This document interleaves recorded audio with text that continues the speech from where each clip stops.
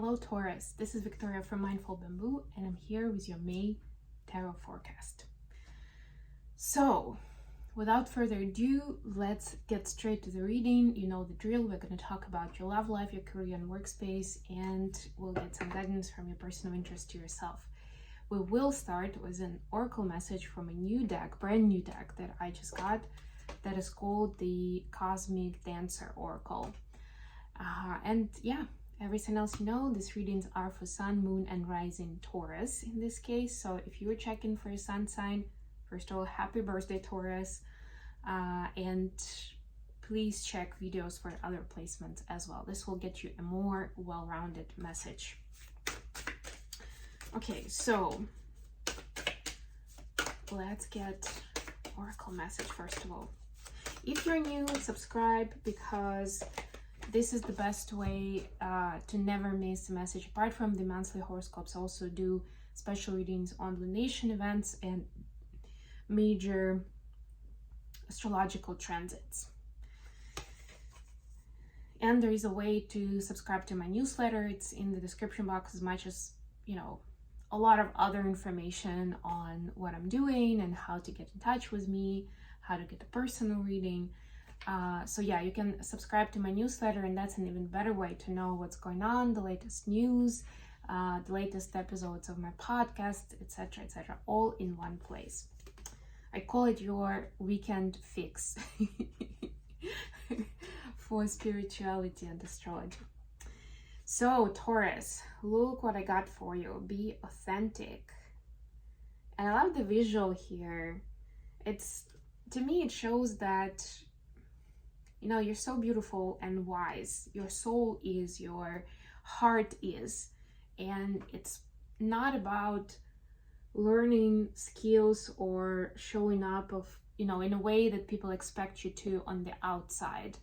It's about showing up your inner beauty in the world, right? And yeah, I mean, it is a bit of a weirdo here in the card, right? So maybe that's how you feel about yourself if you're just presenting yourself in your authentic self. But this is the beauty, right? And that could be the lesson that you're actually learning at this point in your life.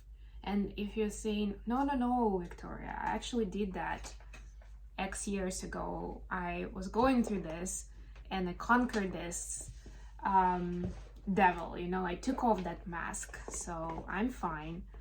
But, it all has, all of these things that we're living through has layers. And doesn't mean that it's forever and ever gone. It's just, it may look different this time, right? Maybe before it was about the way you look, and now it's about the way you think, something along those lines, right? Maybe before you were trying to fit into a certain social group, and now you're trying to fit into the family that you and your partner are building, right?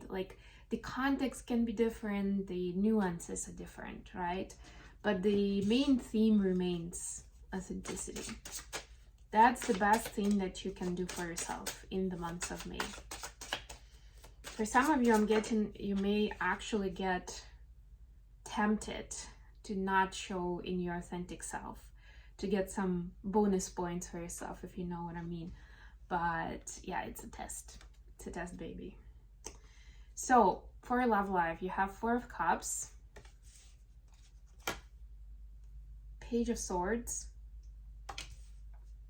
and the Hierophant. This is your card, Taurus. Lots of learning here. I like it, actually. I'll speak more about it once I'm done with the spread. For your career, you have Eight of Cups. You have Six of Cups. And you have Seven of Cups. All right. And then the advice from the universe. The Sun. Lovely. Happiest card in the deck. Would like to see that. That's Leo energy, by the way. Nine of Swords. And the Magician. This is Gemini.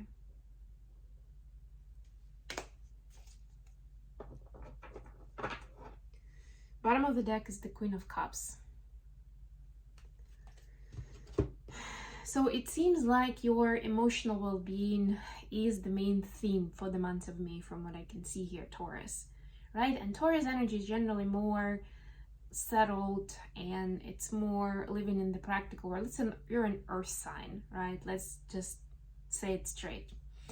Tauruses also tend to like to not to ruffle any feathers and keep things friendly, peaceful, right? Your peace is important to you, which is great as long as it's authentic. But if you feel like there's, some kind of discomfort or there's some kind of misunderstanding in what is going on and how you're perceived or in a relationship with someone else, it is very important to set the record straight. And doesn't mean confrontation necessarily. You can present an opposing point of view, still with that sense of peace. In fact, that is going to be the best way to do it, because that's when there's a much better chance for the other person to hear you, right? To see you, to really understand where you're coming from. It's also a way for you to do a bit of a sanity check on whether you're unhappy because emotions have been stirred, something triggered you, and you're in your reactive mode, and you actually need to look within for like, why is it bothering you so much? Or if it's a real issue that you need to deal with. I feel like a lot of people that are talking to me have that confusion between like whether it's a real issue where we need to make changes, or it's something that I'm emotional towards and this is something that I need to work on. So anyways, back to the love life. Both of these cards are telling me about the learning process. So for some of you, it could be reading about successful relationships or finding the one or whatever that may look like for you right now, right? Maybe even on becoming parents if you're expecting. Congratulations, by the way, right? But there's definitely a learning process here with the Page of Swords and with the Hierophant, especially in this deck.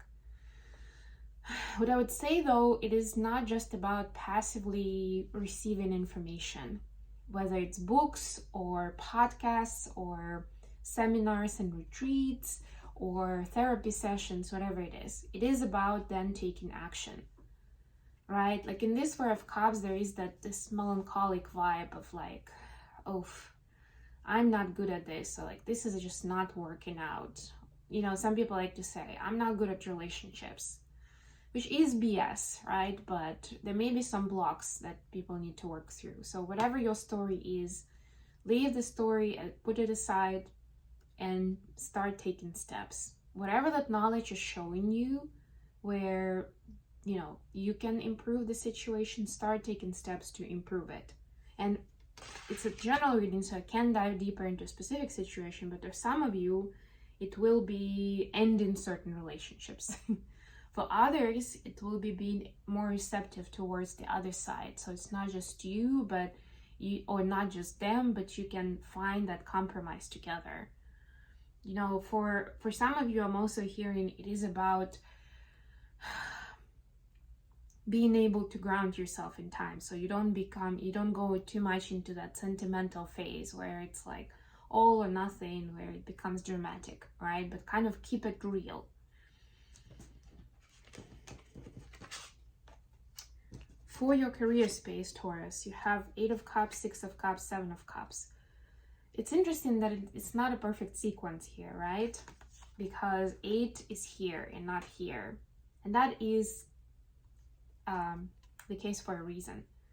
Because you need to do the 8 of Cups action first, which is about walking away from, unhealthy habits or anything that doesn't work, doesn't serve you, really. It doesn't have to be a specific job. It can be a habit like procrastinating or overwhelming yourself with multitasking, like severe multitasking, or overcommitting to something and then not being able to follow through, right? Whatever that is, where you have all the best intentions in the world, but it doesn't actually serve you. It only pushes you away from being happy in what you do, where you are, and, in performing at your best level.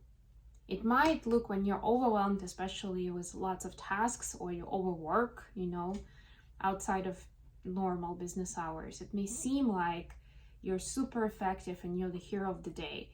But in fact, because it's with time that kind of mode decreases your productivity, you're actually kind of working against you. You're burning yourself out, quite literally, right? So it's important to get back to the state where you're very present with what you do.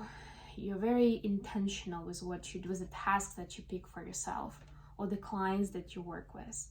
And it will start by you doing the exercise where you're remembering why this is important to you, what you do, you know, this business or this job or these people, or, you know, the service maybe that you provide.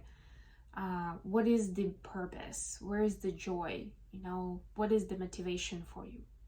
And see how you can align more of your day-to-day activities or people that you work with that motivation that you have, right? And then you'll immediately see so many new opportunities. I love this. The Seven of Cups in this deck is the starry night sky, right? It's like limitless possibilities when you align and remind yourself why you wanted to do this in the first place. And last but not least, we have advice with 2 major arcanas. I actually love both of the arcanas very much. The Nine of Swords is kind of like where there is some fear of, or there is an illusion that people are judging you, that they kind of like nitpicking every trait of your character or every part of your physical appearance or whatever it is. For Taurus, physical appearance could be a big deal. I'm not saying that it's just for Taurus, but it's just a general vibe, you know, for Taurus. That physical appearance is important, style is important. So this could be something, because for some of you, maybe you're listening to this and you're thinking, oh my God, why would that be important out of all things? But it could be, you never know, right? But it is important to co-create with the universe in these big energies. The Sun is about joy and fun, and we already talked about it, that it's important to be able to come back to that state of joy and fun fairly quickly, even if it means for a second to distance yourself from your day-to-day routine, right? And kind of in your mind go to a completely different place, whatever works. And then the Magician, of course, is taking intentional action. And we saw that both in relationships and in terms of business, right? Once you figure out what brings you joy, what makes you happy, go for it. Take action towards that identity, towards those habits, towards people that you want to be spending time with, you know, whatever applies. Okay, well, yet a message for Taurus from their person of interest. What does Taurus need to know? Okay, now the Seven of Cups, Page of Wands, Six of Swords. Yeah, your person definitely wants to not just sweep you off your feet, but sweep you off your feet and kind of like drive you away, or in this case, sail you away from any trouble or chaos or storm, right? Whatever you're going through, they just want to solve all of your problems. The problem is they know that part of it is kind of in your head. It's the demons in your head, and they can't solve it all for you, right? They may be able to, like in this example, to physically take you away somewhere, but the issues with the confusion will still stay. So they are saying basically, I'm there, I'm with you, I'm your partner. I don't know exactly what's going on, but as much as you let me in, let me know what I can do, I'm there and I'm ready to do whatever it takes to give you clarity, to reassure you that everything is gonna be great for you and for the both of us. And by the way, this story is true regardless of where you are with this person, whether you've been married for 15 years or you're just starting to date, right?